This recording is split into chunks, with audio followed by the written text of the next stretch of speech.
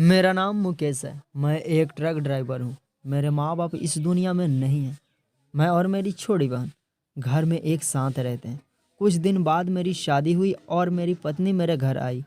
मेरी पत्नी बहुत खूबसूरत थी और अच्छी भी थी। वो आते ही मेरे घर को बहुत अच्छे से संभाल ली। पर एक दिन मेरी पत्नी ने मेरे साथ कुछ ऐसा किया जिसे देखकर तो मेरे पैरों तले से ज़मीन खिसक गई। मैं अपना काम ख़त्म करके वापस अपने घर जा रहा था। तभी एक औरत रास्ते में खड़ी होकर मेरे ट्रक को रोकने लगी। मजबूरन मुझे ट्रक रोकना पड़ा। जब मैंने अपना ट्रक रोका तो वो औरत कहने लगी, मुझे एक रात के लिए इस ट्रक में पनाह चाहिए। मैंने उससे पूछा, तुम कौन हो और इतनी रात को सड़क पर क्या कर रही हो?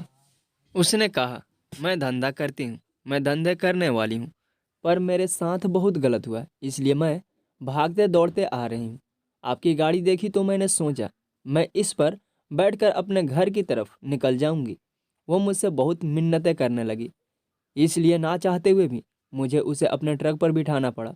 उसे गाड़ी में बिठाने के बाद मैं अपना ट्रक चलाने में मगन हो गया, पर घर पहुंचते पहुंचते पूरी रात गुजर गई। मैंने देखा वह औरत मेरी गाड़ी से उतर चुकी थी, पर उसके एक पैर की जूती मेरी गाड़ी में छूट गई थी। कुछ देर में मैं अपने घर पहुंच गया, पर घर पहुंचते ही यह देखकर मैं हैरान रह गया कि वैसे ही जूती मेरे घर में भी थी, और वह भी एक पैर की। मुझे अपनी पत्नी पर शक होने लगा कि शायद यह काम मेरी पत्नी कर रही है, क्योंकि वो जिस खानदान से थी उसके यहाँ यह सब होना आम बात थी। क्योंकि उसकी माँ बार डांसर थी, यानी बार में नाचने का काम करती थी। इसलिए ये वाक्य जब मेरे साथ हुआ तो मुझे अपनी पत्नी पर शक होने लगा। पर उस दिन मैंने अपनी पत्नी से कुछ कहा नहीं, क्योंकि मुझे लगा कि शायद यह मेरा वहम होगा। पर जब मैं अगले दिन फिर से अपने काम पर गया तो वही औरत मेरे ट्रक के सामने आकर खड़ी हो गई। जब मैंने ट्रक रोका तो मुझसे पूछने लगी, कल रात मेरे एक पैर की जूती आपके ट्रक में छूट गई थी। उसकी ये बेशर्मी देखकर मैंने गुस्से में उसका घूंघट उठा दिया, तो यह देखकर हैरान रह गया कि वो तो मेरी छोटी बहन। मेरी ज़िंदगी का रूटीन बहुत बिजी था। मैं सारी सारी रात ड्राइविंग करता और सुबह अपने घर पहुंचता। कभी कभी तो 2-3 दिन भी घर नहीं आ पाता। घर में पैसों की तंगी थी, इसलिए काम करना भी ज़रूरी था। माँ बाप इस दुनिया से गुजर चुके थे। मरते वक्त मेरी माँ ने मुझसे कहा था कि अपनी बहन का बहुत अच्छे से ख्याल रखना। जब मैं कई कई दिन घर पर नहीं आता तो मुझे अपनी बहन की फिक्र होती कि वो अकेली घर में कैसी होगी। कुछ लोगों ने मुझे सलाह दिया कि तुम शादी कर लो, घर में कोई आ जाएगी तो तुम्हारी बहन की तुम्हें फिक्र नहीं करनी पड़ेगी। मुझे ये बात सही लगी, पर बिना माँ बाप के बेटे की शादी कैसे हो। कुछ दिन बाद मेरे लिए एक रिश्ता आया। लड़की की माँ पहले बार में डांस करती थी, पर लोगों ने बताया कि लड़की अच्छी है।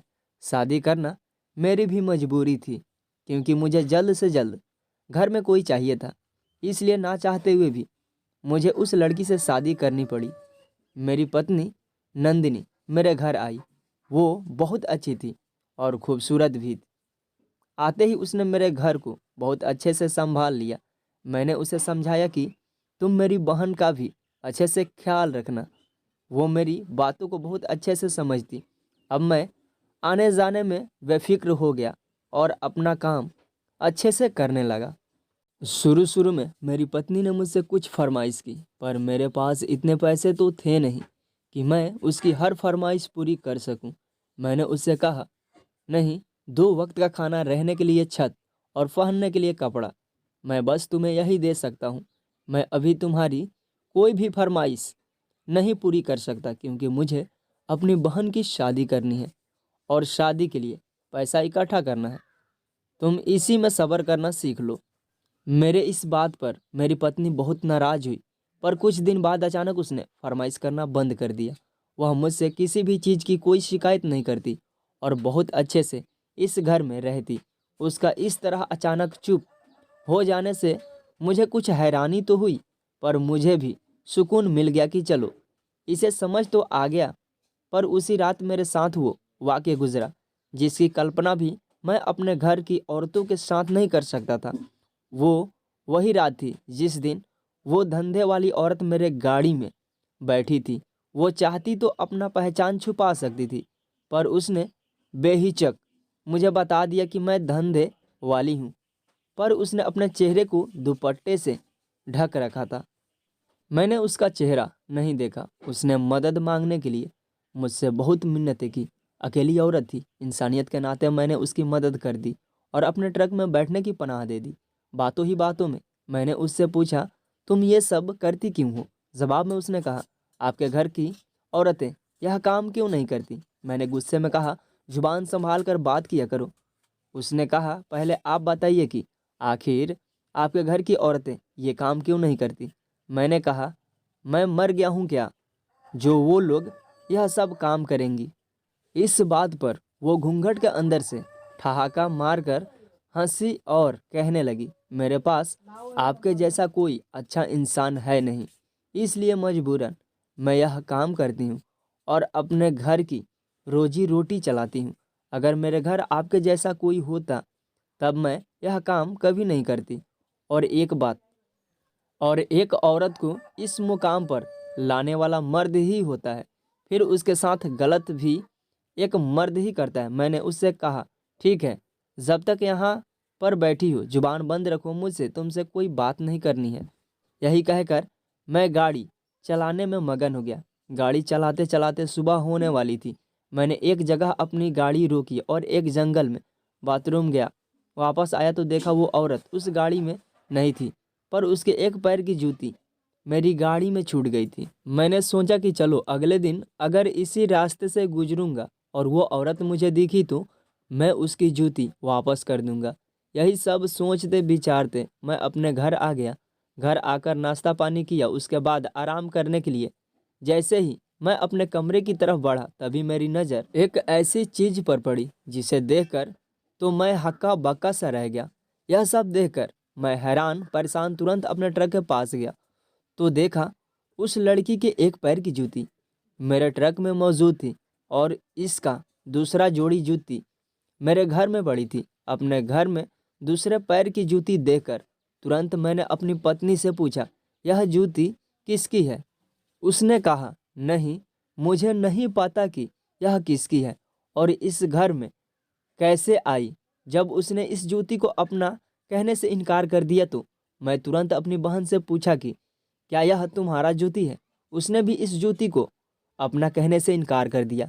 मैंने अपनी पत्नी और अपनी बहन दोनों के पैरों पर नज़र डाली तो देखा दोनों के पैरों की साइज एक जैसी थी।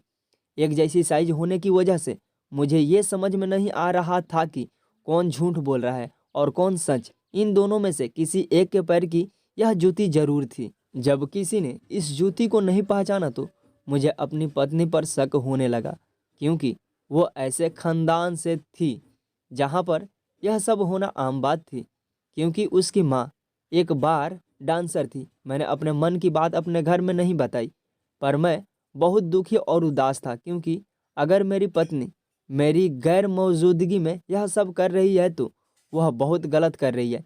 ये सब जानने के बाद मैं उसके साथ अब एक पल भी नहीं रह सकता था। मैं उसे रंगों हाथों पकड़ना चाहता था, क्योंकि क्या पता यह मेरा वहम हो सकता है। उस रात जब मैं ट्रक लेकर निकला तो इसी सोच में था कि वो औरत शायद फिर से इस रास्ते से गुजरे। जैसा मैंने सोचा था एकदम वैसा ही हुआ। वो औरत फिर से मेरे ट्रक के सामने आ गई और मेरा ट्रक रुकवाने लगी। मैं तो यही चाहता था कि वो मेरे सामने आए और मैं उसे रंगे हाथों पकड़ सकूं। मैंने ट्रक रुका और उसके पास गया। उसने मुझसे कहा, मेरे एक पैर की जूती आपके ट्रक में छूट गई थी। मैंने गुस्से में उससे कहा, तुम कितनी बेशर्म हो, इतना कुछ हो जाने के बाद भी तुम अपना एक जूती लेने आई हो। तो उसने कहा, वही मैं लेने आई हूँ। उसके इस बात से मैं गुस्से से चूर चूर था। तुम्हें अपनी जूती की पड़ी है, तुम अपने ही पति से जूती मांगने आ गई। यही कहते हुए मैंने उसके चेहरे से उसका दुपट्टा हटा दिया। उसे देखते ही मैं हैरान परेशान हो गया कि ये तो मेरी पत्नी नहीं, बल्कि ये तो मेरी छोटी बहन की सहेली रेशमा थी, जो कभी कभार मेरे घर जाया करती। मैं इसे अच्छी तरीके से जानता था। मैंने उससे पूछा, तुम यह सब काम क्यों करती हो? उसने रोते हुए अपनी पूरी आपबीती बताई कि मेरा बाप इस दुनिया में नहीं है। मेरी माँ किसी तरह मेरी शादी मेरे पति से करवाई, पर मेरा पति हर रात मुझे बेचता है, मुझसे धंधे करवाता है, अपने कोई काम धाम करता नहीं। मेरी ही कमाई से रोजी रोटी चलती है, और अगर मैं उसकी बात नहीं मानती तो वो मुझे मारता पीटता है। मेरा पति मेरे साथ बहुत जुर्म कर रहा था, इसलिए कल मैं उसके घर से भाग गई और रास्ते में आते वक्त मुझे आपका ट्रक मिला। कल जब मैं आपके ट्रक से उतर रही थी तो कल रात आपके ट्रक में मेरे एक पैर की जूती छूट गई। आपका घर पास में ही था, तो मैंने अपने एक पैर की जूती आपके आंगन में फेंक दी कि कल आकर ले लूँगी। पर किसी कारणवश मैं कल आपके घर आ नहीं पाई।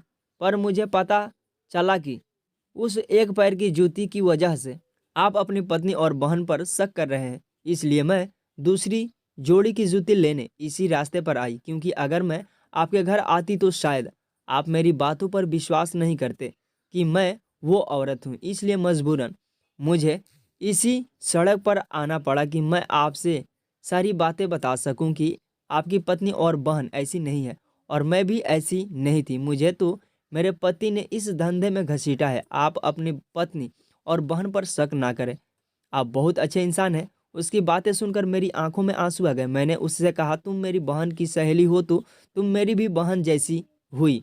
अब तुम अपने पति के घर से भाग आई हो तो तुम आज़ाद हो, और दोबारा उस इंसान के घर कभी मत जाना, और तुम्हारी रोजी रोटी के लिए मैं बंदोबस्त कर दूंगा। तुम कोई छोटी मोटी नौकरी कर लेना, पर ऐसा गंदा काम कभी मत करना। घर आकर मैं अपनी पत्नी और अपनी बहन से माफ़ी मांगी और कहा, मैंने तुम दोनों पर शक किया था, मुझे माफ़ कर दो। साथ में रेशमा भी आई थी। मैंने अपनी बहन और पत्नी को सारी सच्चाई बताई। शक वाकई में इंसान की ज़िंदगी बर्बाद कर देता है। इसलिए कहते हैं कि आंखों से देखा हुआ भी कभी कभी झूठ हो जाता है। ये कहानी आपको कैसी लगी कमेंट करके बताएं, और ऐसे ही नई नई कहानियाँ सुनने के लिए प्लीज़ हमारे चैनल को सब्सक्राइब करें।